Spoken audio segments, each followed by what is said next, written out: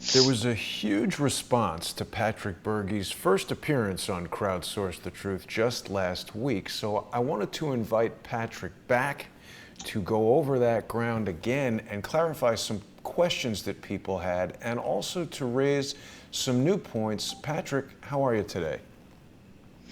I'm doing fine, thank you. I appreciate you for having me back on.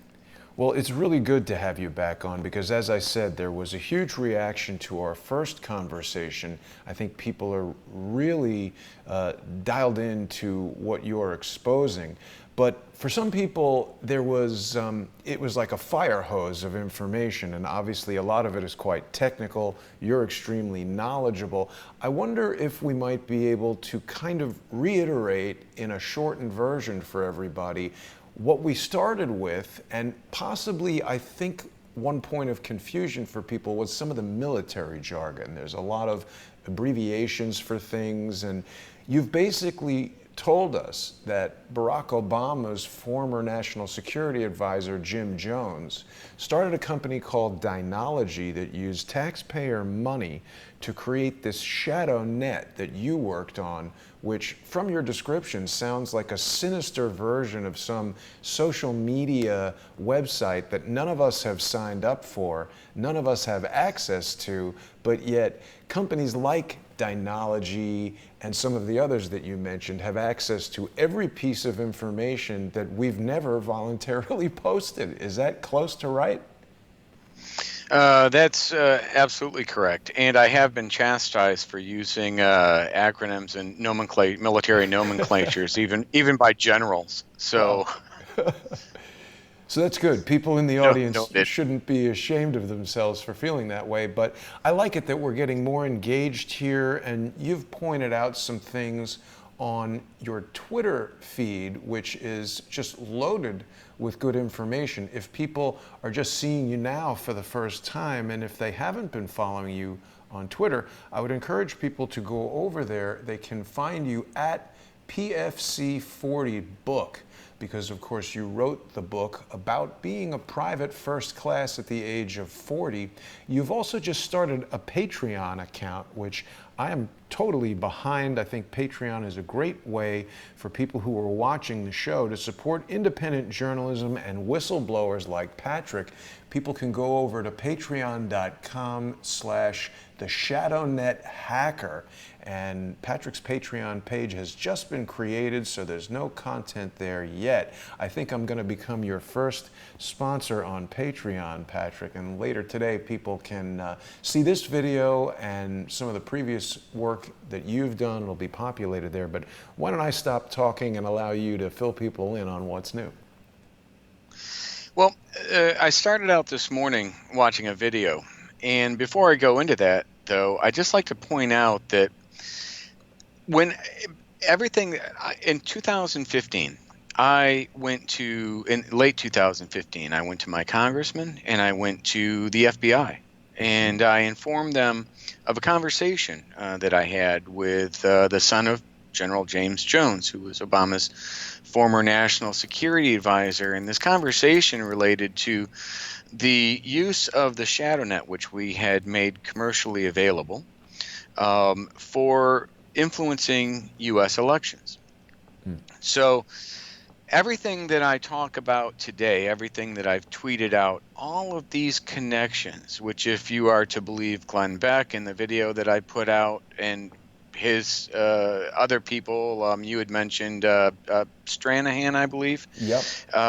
as being on top of the Chalupa sisters and the Atlantic Council, right? Well, it's amazing to me that in 2015, I go and I warn the FBI that an application that I created for the Department of Defense for IIA, Interactive Internet Activities on an IIA program, was made commercially available by Obama's national security advisor. At the time, he was Obama's national security advisor. I actually worked directly and answered directly to his son at Dynology. And I just find it amazing. It's like if I had, if you were to, if that information I provided to the CIA had been the Powerball numbers, I would be a rich man right now, because the statistical probability of me going to the FBI in late 2015, before anybody else was talking about this, and saying this is a deep concern, this was a discussion that I had personally with the son of Obama's national security advisor, and I believe that it's going to be used to influence the 2016 presidential elections, as was discussed. Why wouldn't I? But this was discussed back in 2009, when I just came back from a contract with them in Iraq, where we had basically put together what became the ShadowNet, right? Mm-hmm. And everything that you see with the Chalupa sisters, everything you see with CrowdStrike, the Dmitry guy, and I'm horrible with names, just point that out right off. Dmitry But Alperovich.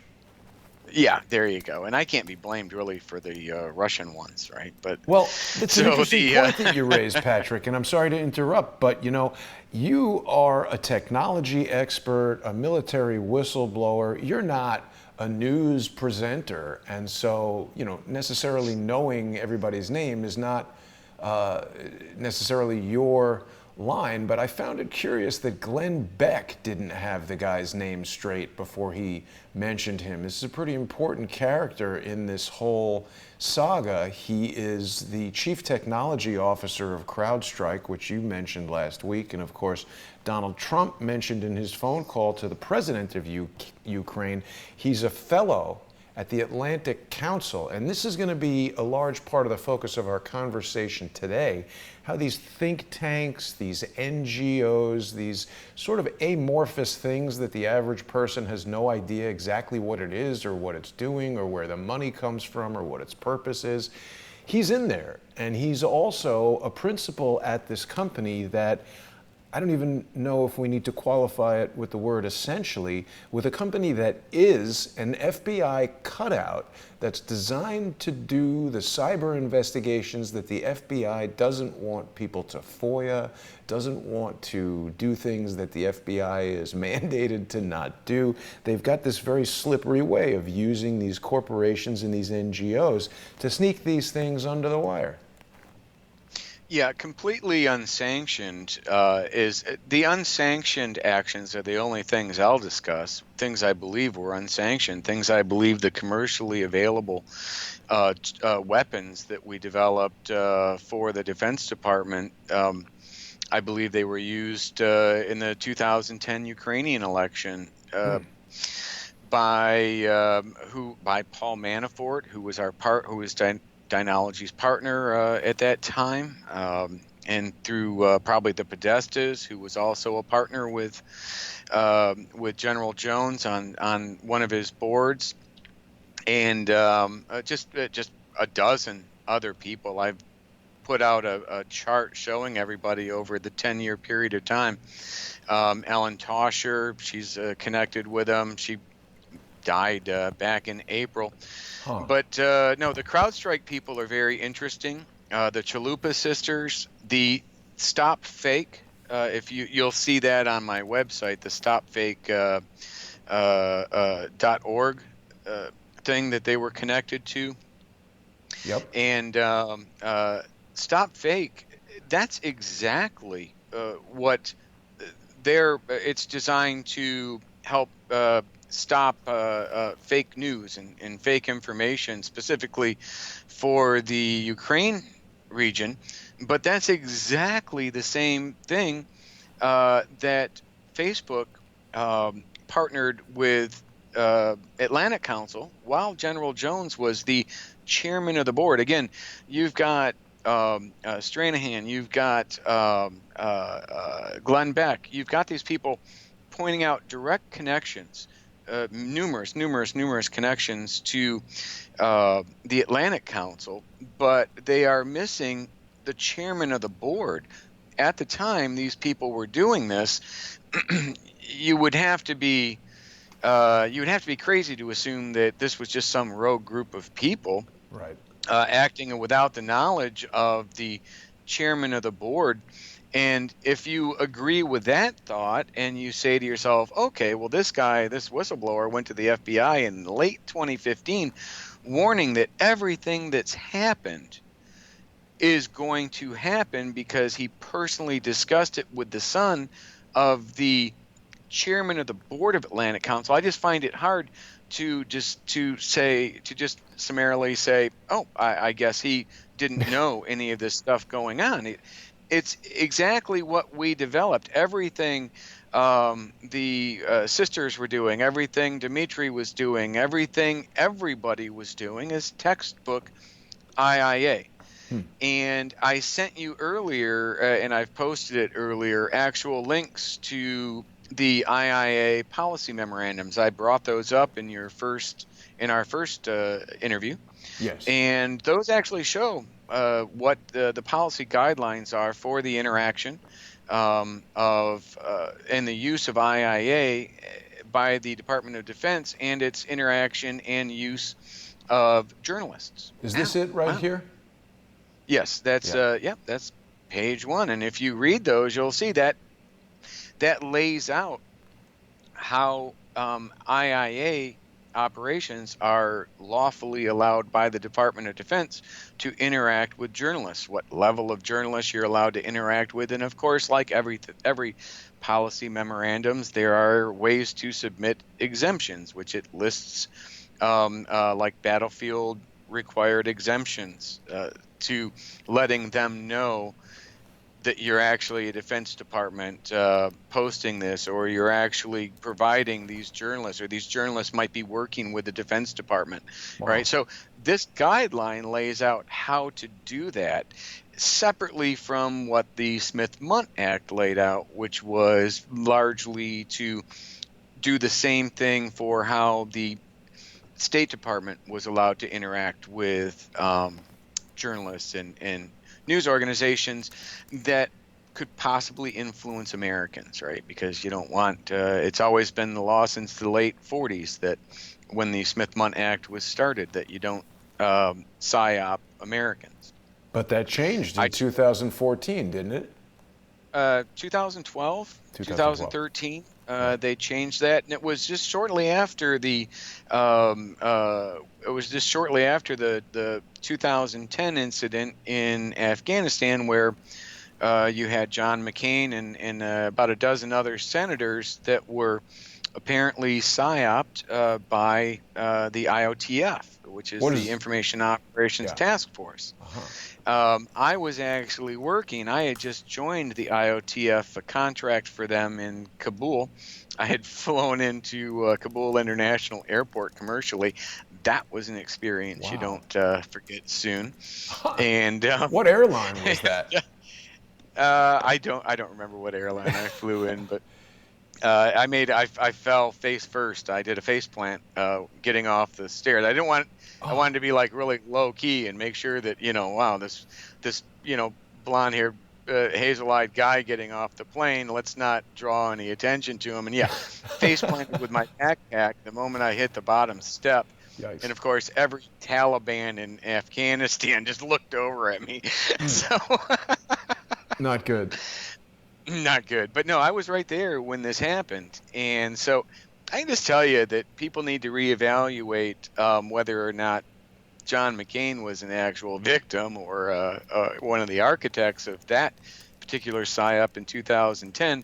But shortly after that PSYOP in 2010, they did modify the Smith-Mundt Act, and this allowed for exemptions and modifications based on like social media and such for State Department officials, right? So I'm sure there's been modifications as well to others, to the IIA policies, right? So let me ask you this, Patrick. You're saying that when the U.S. Army is operating in places like Afghanistan, Iraq, Syria, these are obviously, they've got urban populations. They have Twitter, they have Facebook, they have social media. You're talking about a military operation that was established to control the flow of information in these areas during wartime so that the United States military could exert some influence over the population. Is that correct? I'm saying that's what the IAA policy guidelines outline, and that's that's largely the mission of the IOTF, the Information Operations Task Force. IOTF, Afghanistan. I was with JPOTF. Again, all these acronyms. The Joint Psychological Operations Task Force in Iraq. That's where I worked for Dynology. I actually worked for another company with IOTF. But IOTF was actually classified as a much higher level, so I really don't go into that with much detail other than what you'll find on my resume, you know. Right. But the thing that's so shocking about what you're telling us is that this is a military operation, a cyber defense, arguably, operation that now has essentially been turned back around on the people of the United States, including you, including me, including the people who are watching this show right now. And this nexus between the Atlantic Council, Dynology, Clear Force, and Facebook is a topic that you've been covering most recently in your tweets, and something that we want to talk about today. I've integrated this thumbs up Facebook logo with the Atlantic Council logo, and we've got Mr. Jones looking on. You know, Facebook is sort of a goofy, fun thing that people took up just so that they could, you know, email pictures of their friends and reconnect with people from high school and stuff like that. But we're learning more and more all the time how it's being used to track us, to spy on us, to disseminate information to us. It's become a news service, a public square. How is this happening? If you go under my under my tweets and replies, and you see the picture of the Stop Fake 5. It's about 3 hours ago that I posted that, right? If you go there, you have 3 images, 3 snapshots. One, Stop Fake 5, which I grabbed from Beck's show. And another is from the announcement on Facebook's page. No, it would be down. If you need to go into, I believe, there you go, right there. So if you look at that, you'll see that was a capture from Glenn Beck's show, right? And it's to verify, you have to read that, verify, refute disinformation. Yeah. Which is exactly the opposite, oddly enough, of what the ShadowNet does. The ShadowNet actually creates and disseminates non-attributable fake information. So the people that own the ShadowNet, when the people that own the ShadowNet create a website that's designed to expose the same things that they do on their during their day job, it should make you wonder, right? So you go into the next image I have there, announcing new election partnerships with Atlantic Council. Right. And if you can zoom in, that's a Facebook newsroom announcement right there. So they are partnered with the same guys who failed to investigate the server that was hacked with Dmitry Alperovich. Sorry to derail for a second, but I've just remembered something important. During the conversation with the president of Ukraine, Donald Trump said that the server, you know, sometimes President Trump speaks somewhat imprecisely, particularly when it comes to matters of technology. He said that BleachBit is acid washing and it's very expensive. I think that people who are familiar with the process know that it may be computationally expensive, but it doesn't cost a cent to hit the OK button and BleachBit your drive.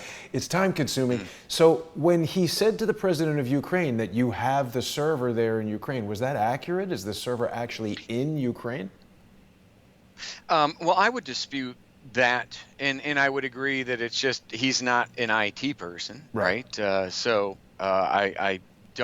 I'm not looking at him as the learn-all, tell-all when it comes to acronyms and how this stuff works. As a guy who's actually set up server racks and set these things up for Dynology, which is identical to CrowdStrike, right, as far as what the services offer.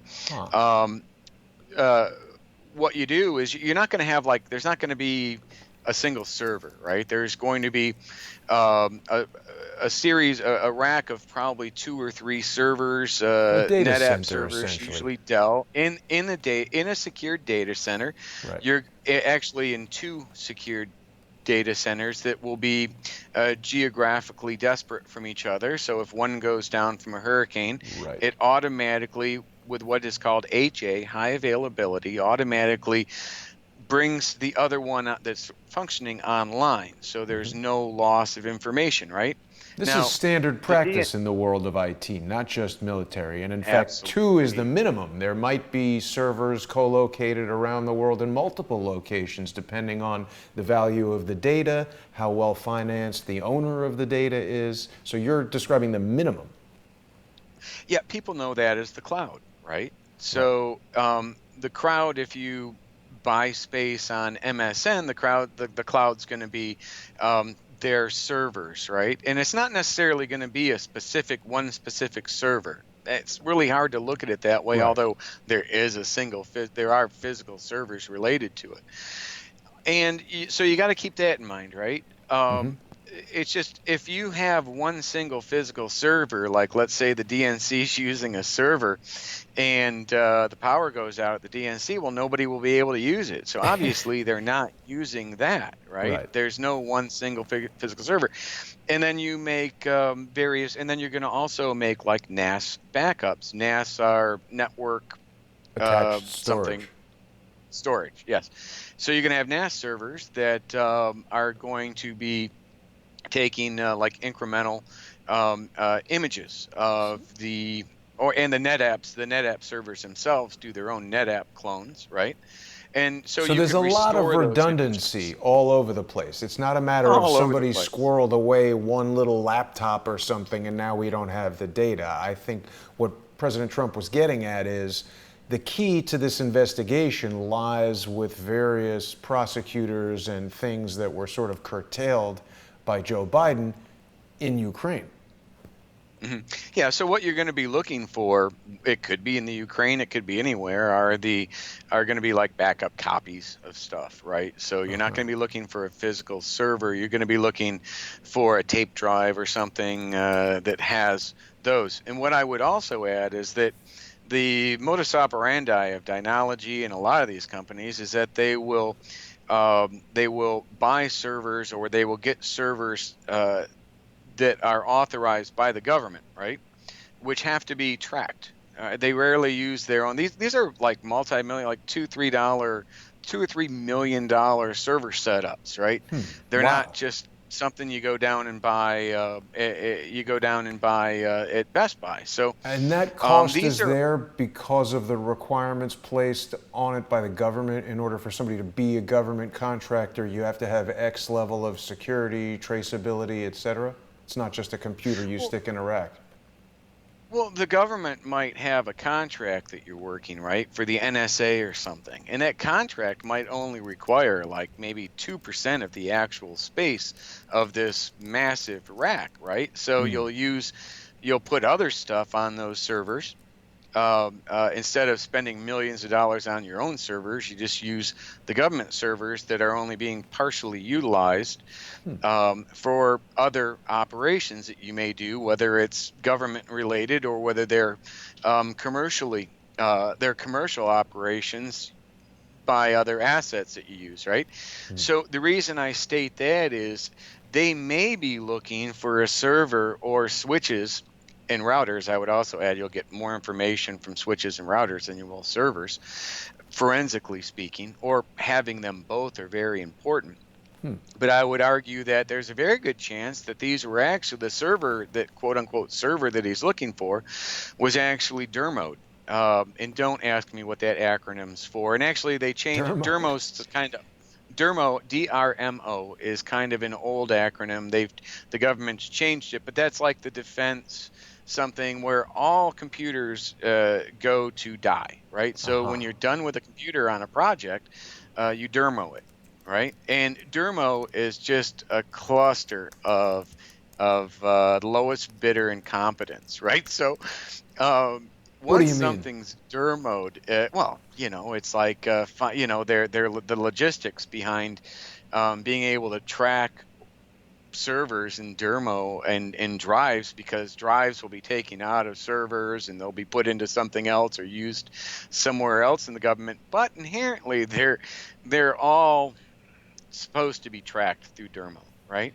So if they It's the use the standard defense, mode, sorry, Patrick, it seems to be the sure. Defense Reutilization and Marketing Office. So you're saying when a computer that is owned by some top secret thing goes out of fashion, it's sent to this where ostensibly they're removing anything classified from it, extracting the hardware and repurposing it for something else to save money.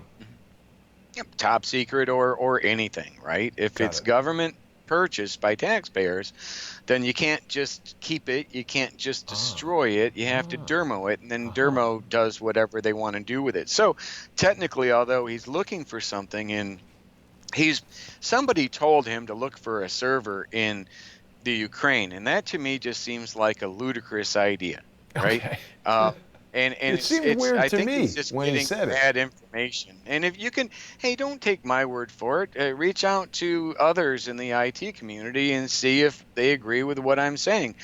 It's just at in these times when we're talking, I mean, we were being forced and using DMs going back to 2000, VMs going back to 2010, right? So you're talking 2013, 2015.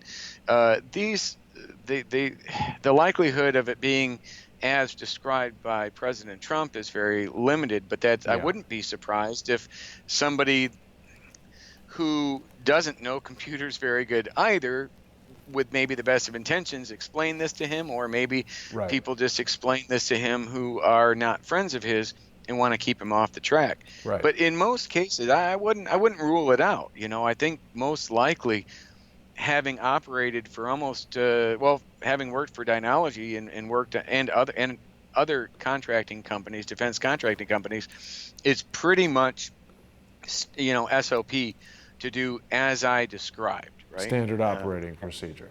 Yeah, yeah. So I would look there before I would be looking for an individual server in Ukraine. And by the way, we've installed servers in Prague, which is almost zero ping in the gamers world. They call it zero ping. You want to be right there at your source Low latency for for internet the low latency, communications. right? Right. There you go, right? So Prague is like zero ping to the Ukraine and all over that area.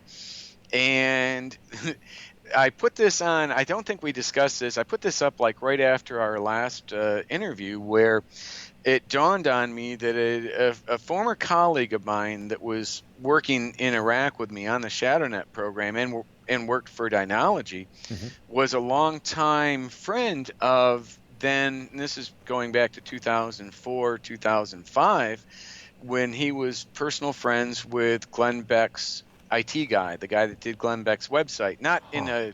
a bad way, not a ShadowNet thing, nothing, right? They're just like IT guys. Glenn Beck's show used to be in Tampa, right? So my colleague knew Glenn Beck's IT guy from Tampa. There's a very good chance. And the guy that I'm talking about, the IT guy with Dynology, is actually the guy that flew to Prague like 2 or 3 times. So Glenn Beck, for some reason or another, I've fallen out with this guy. I think it's because of a birthday present I got him back in like 2010 or so. That Huh. He didn't kind like of it. funny there. Well, let's say no. Let's say it was the best of intentions, but didn't work out that well, Huh. right? And I know I set him up on a date, which ended up becoming the guy's wife, and then his ex-wife. And ironically, his ex-wife and my ex-wife are like best of friends, but yet I can't. He's not speaking to me now. But if Glenn Beck's IT guy reached out to him, he probably would have something to say. And whether or not he would be able to add anything that was of relevance, and as far as what we're looking for with servers in Ukraine or something, I cannot tell you. All I can Well, tell you yeah. is that he flew to the Ukraine several times. At the same time, Dynalogy was Paul Manafort's #1 preferred partner. What do you think that indicates? It indicates that there's too much of a swamp that's been going on in D.C. for the longest time. And even if it was done with completely legal and by the books, the appearance of impropriety that these guys end up like Hunter Biden, General Jones, his son, Manafort, the appearance of impropriety that they create leave us to question these things, right? So I think that's a legitimate way to look at it. You know, when you've got the #1 preferred partner of Dynalogy, of Paul Manafort's company, flying out to Prague multiple times, setting up servers in Prague, which is that close and perfect ping relationship to geographically to the Ukraine. I think at the very least, don't you think somebody should, like even Glenn Beck or something? Glenn Beck could, I'd give him I'd be able to give him more specifics if he called me. I don't want to use the guy's name or anything. He's already mad enough at me. Well, Patrick, let me ask you this straight out.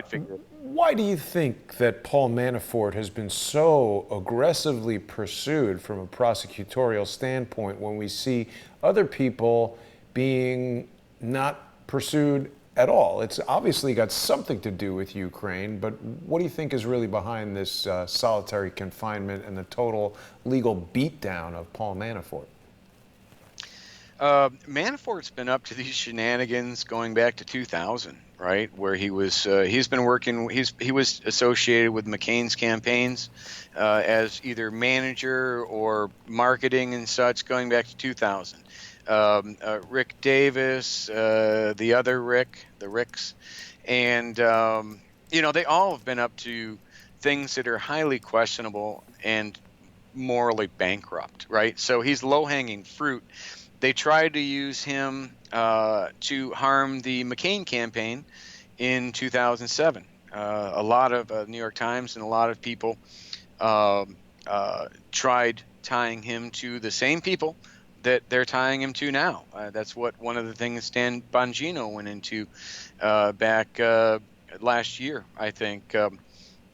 This is it's just they're re-releasing the same movie that they played back in 2007. I'll agree with it, but the only thing left out of that movie, or the thing that people aren't noticing, is that his relationship to General Jones, to Dynalogy, which is indisputable, and Dynalogy and General Jones's relationship to the Atlantic Council, to Podesta, it was all about profit to these guys. It had nothing to do with politics, right? Although they're largely selling their wares to Democrats. They are certainly, he's a lifelong, General Jones is a lifelong friend of John McCain.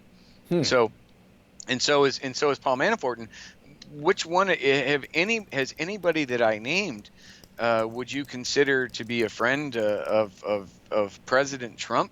No. I don't. Everybody I named are former influence operations people. They have the means, motive, and opportunity to do all of this stuff, and they've all been doing this long before the 2016 elections. So that was just an easy target for to bring Manafort into this. He's been doing this for decades. So but obviously they're trying to make it seem that Manafort was doing something for Trump, and it sounds like what you're saying is it's the opposite of that. Manafort was doing stuff to stymie Trump and help the people who were spying on everybody, including Trump, trying to help Hillary Clinton and the Democrats. Every bit of evidence that I've suggested to you, or that I have, and these are physical things, easily documented and supported, either through personal emails that I possess myself, or just connections that I've made after I went to the FBI and my congressman in late 2015, right? All of these things have played out. All of these things are connected. They all have the same modus operandi, which is fake news, influence operations. If you go back to to that tweet, if you go back to that thing with the fake news, that organization, Fake Yeah. Five. Okay, when you were in the the Facebook's thing Hmm. on their from their page, you saw Katie Harbath at the very bottom. If you Oh, scroll into yes. that, right? Right. So scroll into Katie Harbath there, and then you'll see. Look at her resume. Does that look like somebody who's a big friend of President Trump? And are you What are these surprised? places? DCI Group, NRSC. What is that? DCI Group is a Republican social media think tank that has one connection to it, which is the Kelly McCulloch Robertson. It was just it was a I think it was a lobbying group out of DC, right, for Hmm. Republicans. Hmm. And look at these people. You've got campaign manager at Bush Cheney, Plus Communications. That's an interesting one. Plus Communications it's designed and they sell services to help win elections, right? Uh, and these are the people that work for Facebook that are responsible for. Look, worked at Karl Rove and Company. Yeah. These are the people. These are the people worked for campaign manager at GOP. So these are and she is now the she's the policy director for global elections at Facebook, which means Wow. she trains everybody. And if you go to her Facebook site, you'll see posts that are just that are largely anti-Trump. I mean, if you go to her Twitter site. So when you have these connections, these are the same people. These are who would have ever thought that based on all the stuff you hear about every day from mainstream media going after Trump and going after conservatives, most people think that would just be a very liberal group within Facebook. And I'm telling you right now, It's the whole look company. at the actual evidence. These are the people that are in charge of it. Now, I would add one more thing, a point that I tried to make yesterday online. Are we sure that Facebook, Twitter, and these other organizations are not using ClearForce, which you can see there are already these professional connections, absolutely these professional connections to uh, IIA, Interactive Internet Activities, to the ShatterNet, all of these professional connections with Facebook. It's just absolutely undeniable, right? Yeah. And are these seriously? Mark Zuckerberg sat before Congress and said, "We are going to restore the integrity Right. that we were." Does that restore your integrity? I'm, asking for Certainly a not. friend. Right.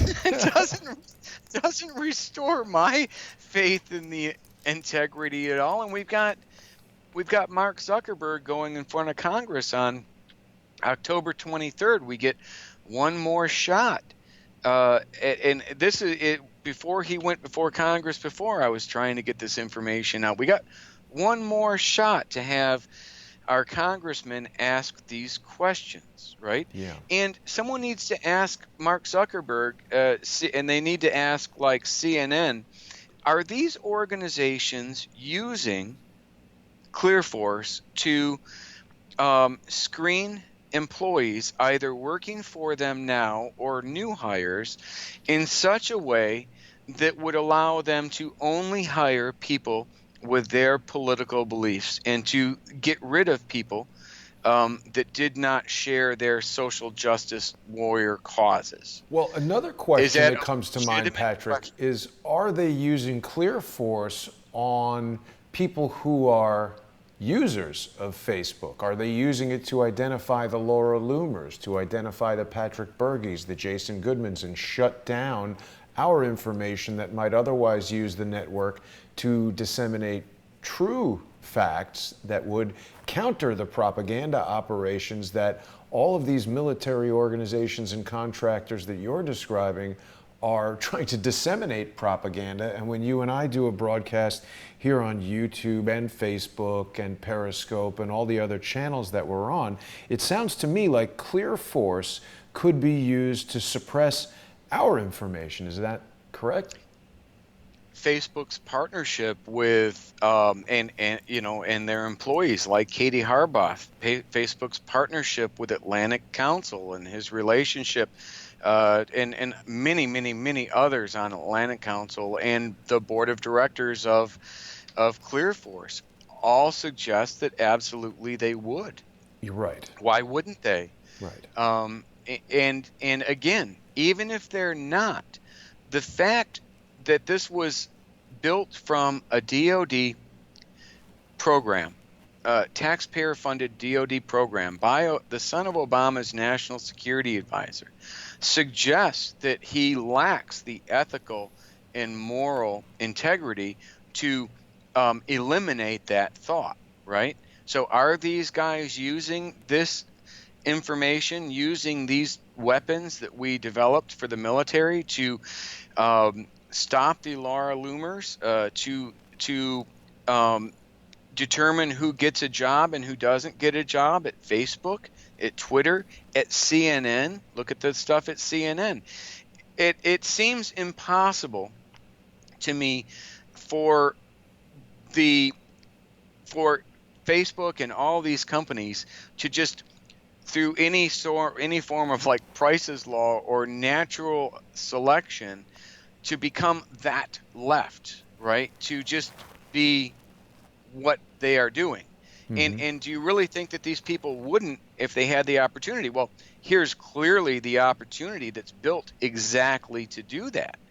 All you have to do is change the artificial intelligence algorithms that are used to create these Minority Report like behavioral profiles by ClearForce, right, which is owned by General Jones, who at the time was of all of this happening with Facebook, was the chairman of the board of Atlantic Council. So I mean, it's just like I said, I'm not convicting these people, but I'm saying that the ethical and moral decisions they've made thus far leaves us with little faith, leaves me with little faith in their ability to refuse using something like this. And in fact, that's the determination that I came to when I went to the FBI in 2015, right? I came to the conclusion, based on my personal experiences and interactions with my employer, his son, that they are going to use this to influence U.S. elections. That was never in the playbook for me. Look at some of these other people as you scroll down. I don't know if you're seeing that on on the site right now. Yep. If others can see this, but look at that. You've got people at the very bottom. You've got people that are the head of medical reporting companies. Mm-hmm. There Michael you Hayden, have the former CEO NSA, former CIA director. Hayden is right in this.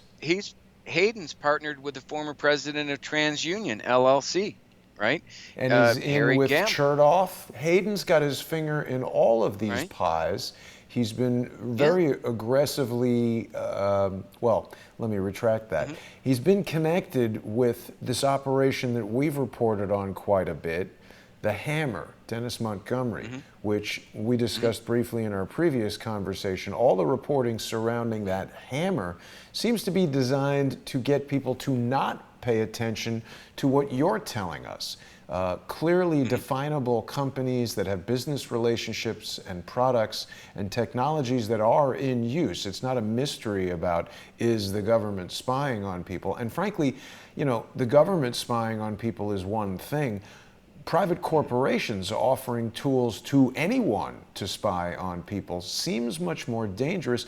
And further to that, I'm less concerned about Facebook or LinkedIn or whoever using this type of tool to investigate their employees, because at least arguably that's concentrated on them looking out for their own company. What really concerns me is when these giant social media network operators use these tools on the unwitting public that are members of these social media networks, because they're spying into every detail. I mean, am I stating the obvious, Patrick, to say that these tools could be used to spy on the private messages that we send each other in these networks, which we think are private? Well, that's exactly what it was meant for. That's what it's designed to do. Mm-hmm. And their partnerships with these large social media platforms absolutely would give them access. Can we trust that they are going to make the morally and ethically proper decision and not use that inappropriately? I worked for these guys 8 years. I'm saying hell no. Yeah. Right. Well, and there's another issue. There's another issue. As a technologist, you're well aware that, I mean, obviously you've been in IT for a while. You and I are about the same age. I'm going to go out on a limb and presume when you were a young teenager, you got into computers like I did. You were messing around with them. And as processing speed and storage capacity has increased, I remember I asked my father if we could get a new computer. And he said, "Why do you need a new computer? You have this one." And I said, "But the new one's much faster." And he said, "Faster? Where are you going? You don't need another computer." What people don't realize is these massive increases to computer bandwidth, whether it's processing speed, network bandwidth, or whatever, they enable applications that we can't necessarily foresee prior to their introduction. So when we think about technologies like this, software like ClearForce that's aggregating just such massive amounts of data that we enter voluntarily, data that we enter involuntarily, where you walk or drive to every day, what you're buying at the supermarket on your credit card.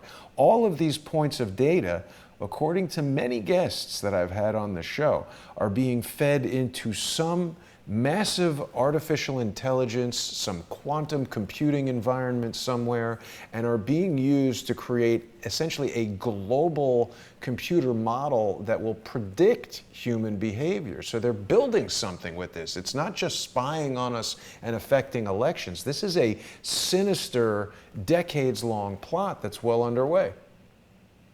Well, they're not building it. It's actually on your screen. They've built it. Right. It's only a matter of, making upgrades and improvements to it. It's and if you'll notice, General Jones is one of the most outspoken people about the use of having 5G, the introduction of 5G to U.S.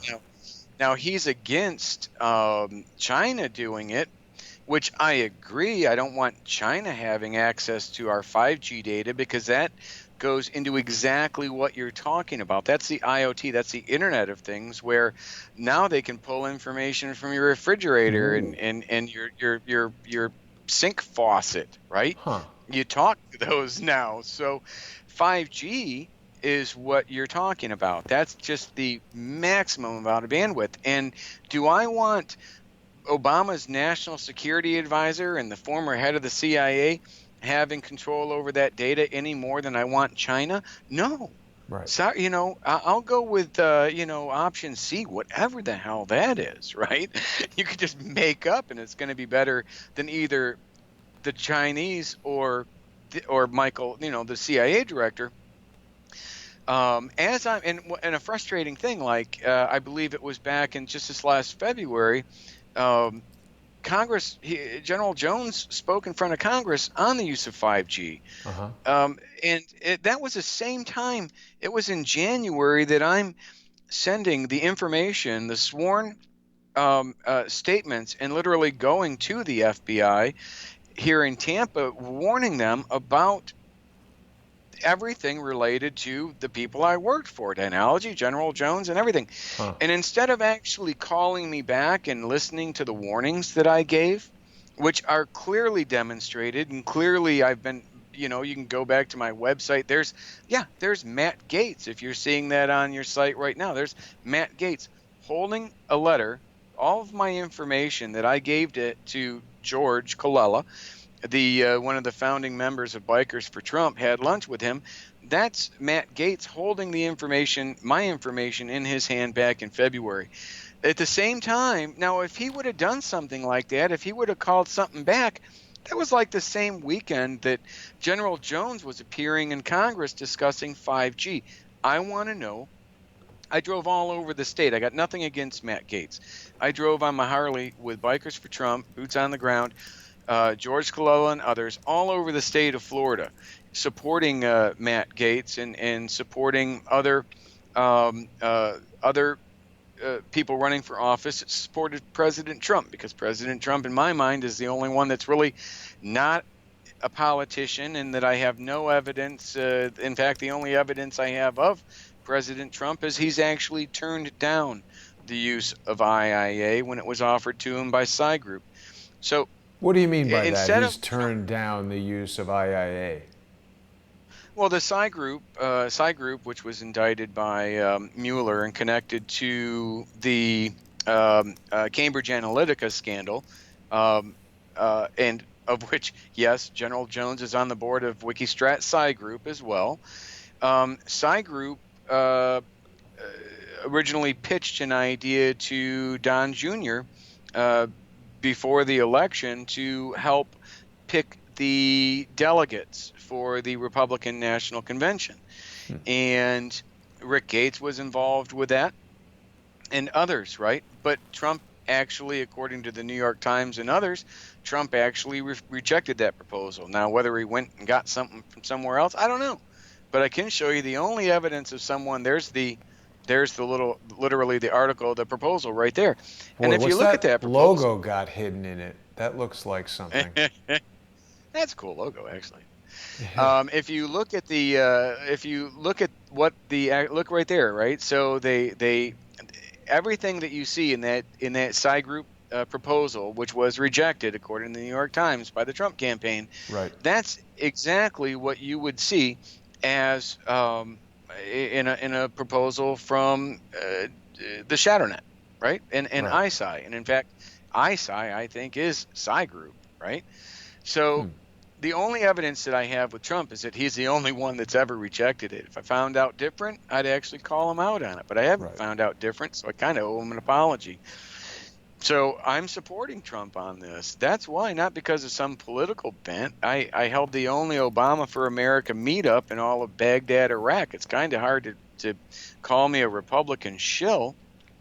But on the same note, this information can't be ignored. At least I can't ignore it when I'm trying to figure out who's a member of the swamp and who's actually trying to, make America great again. That seems pretty obvious, right?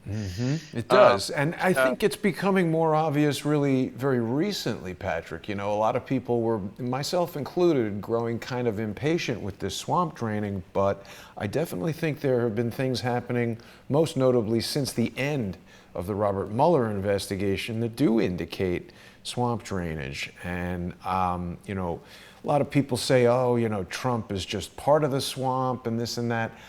I don't think they'd be so aggressively coming after him in this unrelenting kind of way if he were actually part of the swamp. He does seem to be doing things that they absolutely hate, and we've got Adam Schiff and all these guys sort of never shutting up. We haven't heard anything from Robert Mueller in quite a while. He just sort of ordered the world's most expensive nothing burger and then showed up like a stammering moron and disappeared.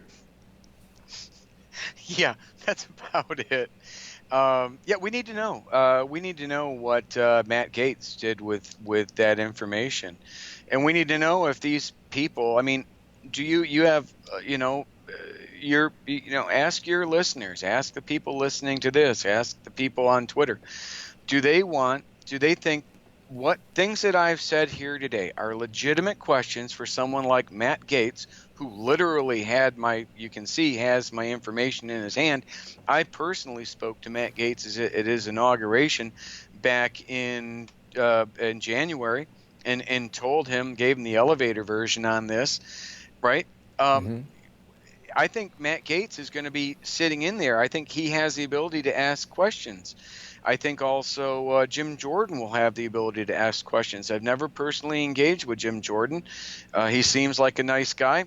You saw right, I think last week or I think it was last week, I sent an email to someone on his staff, which I had spoken to on the phone first. I was given that email.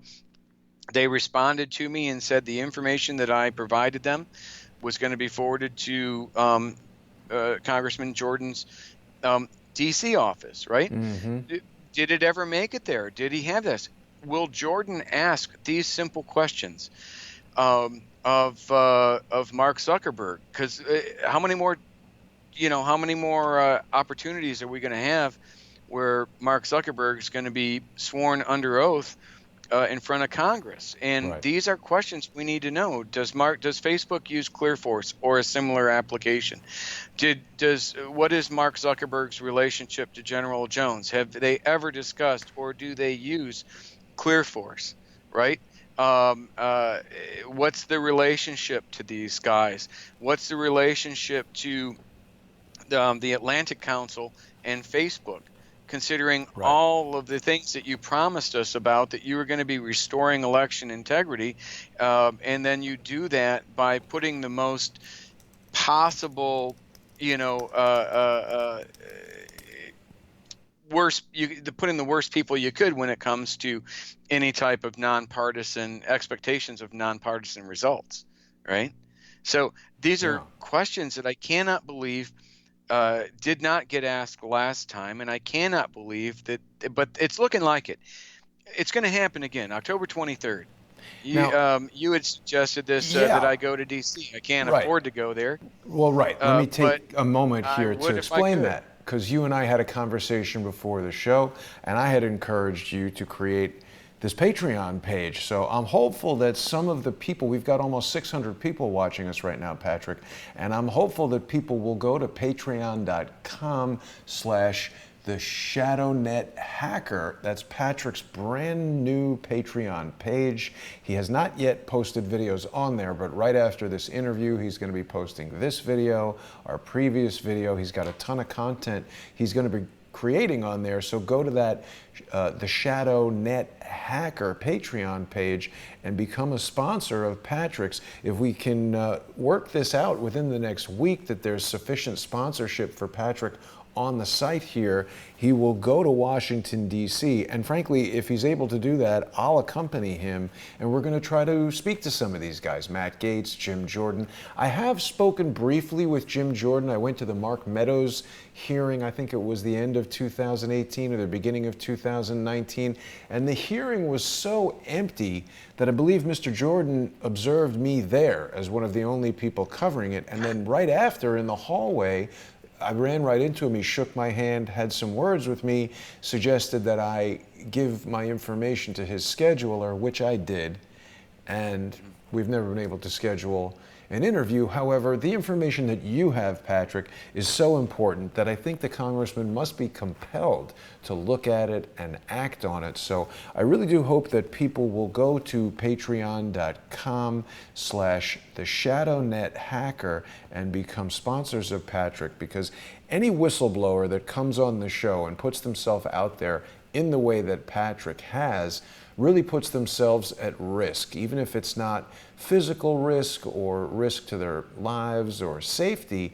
It's pretty well known that individuals who take these kinds of actions get financially crushed, suppressed on the internet. So it is extremely important, if people are watching right now and find this information and this topic of value, I really implore people to sponsor my guests like Patrick by going to patreon.com/theshadowNetHacker. Also really need your support and sponsorship here on Crowdsource the Truth. I can't bring you guests like this and shows like this without your support.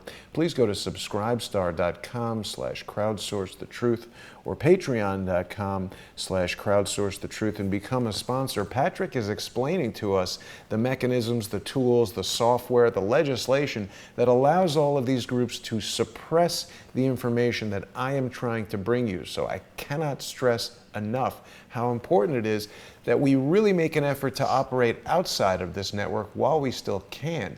Now, Patrick, we're almost out of time for today. Is there anything else you wanted to mention before we go? Well, if you think what I have said publicly today and have posted on my website's interesting. Imagine how interesting it'll be when I can finally get a classified briefing In a with these skiff. guys, right? Yeah. In a skiff with you have to be read on for it. I have a lot more to add, right?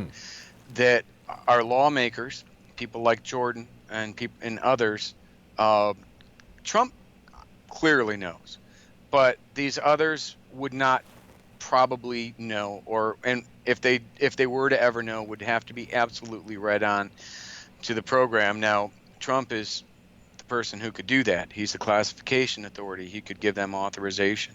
So, being able to do something like this would make a huge difference. I can't. I've done everything that I've tried everything that I can do. So, with your help, that would be an interesting conversation to have for Congress. Trust Yeah. me there.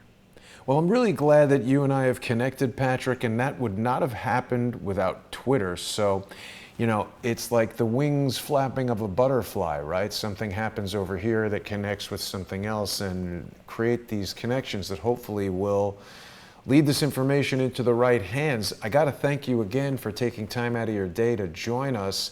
I want to thank all of our viewers for watching. And Patrick, we'll see you back here real soon. Hopefully people will go over to patreon.com/theshadowNetHacker and become sponsors. Hopefully we can get you over to Washington, D.C. in time for Mr. Zuckerberg's testimony next week. And aside from that, I want to wish everybody a great afternoon, and thanks for watching.